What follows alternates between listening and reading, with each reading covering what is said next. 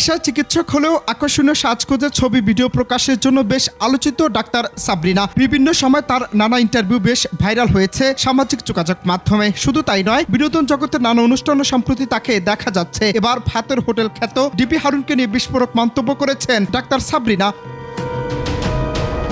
তিনি জানিয়েছেন তাকে ফোন করে ব্যক্তিগতভাবে ডাকেন সাবেক ডিবি প্রধান। 2020 সালের 23 জুন করোনার ভুয়া সনদ দেয়া, জালিয়াতি ও প্রতারণার অভিযোগে ডেকেজি হেলথ কেয়ারের চেয়ারপারসন ডাক্তার সাবরিনা ও সিও আরিফুল সহ 6 জনকে গ্রেপ্তার করে তেজগাঁও থানা পুলিশ। নিম্ন আদালতে সাজা পেয়ে উচ্চ আদালতে আপিল আবেদন করে জামিন পেয়েছেন আলোচিত সমালোচিত এই চিকিৎসক। 2023 সালে 5 জন প্রায় 3 বছর কারাগারে কাটিয়ে জামিনে মুক্তি পান সাবরিনা।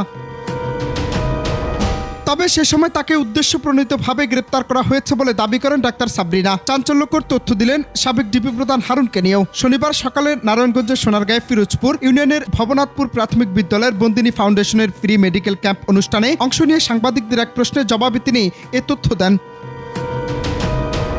ওই সময় তিনি আরো বলেন, পরদিন একদিন আমাকে তেজগাঁও থানায় ডেকে আনা হলো। তখন তার সঙ্গে দেখা হলে তিনি আমাকে প্রশ্ন করেন কোন মেডিকেল কলেজে পড়েছি এবং কততম বিসিএস পাশ করেছি। এই দুটো প্রশ্ন করে তিনি আমাকে গ্রেফতার করলেন, কিন্তু গণমাধ্যম নানা কিছু বলে নাটক সাজিয়ে তিনি আমাকে গ্রেফতার দেখান। ডাক্তার সাবরিনা বলেন, আওয়ামী লীগ সরকার আমলে ডিবি প্রধান হারুন পরিকল্পনা অনুযায়ী নাটক সাজাতে পছন্দ করতেন। সেটি সরকারের কোনো পদক্ষেপ বাস্তবায়ন কিংবা তার নিজের কোনো ব্যক্তিগত ইস্যুতে হোক না কেন, আমার ক্ষেত্রে পুরোটা এমনই হয়েছে।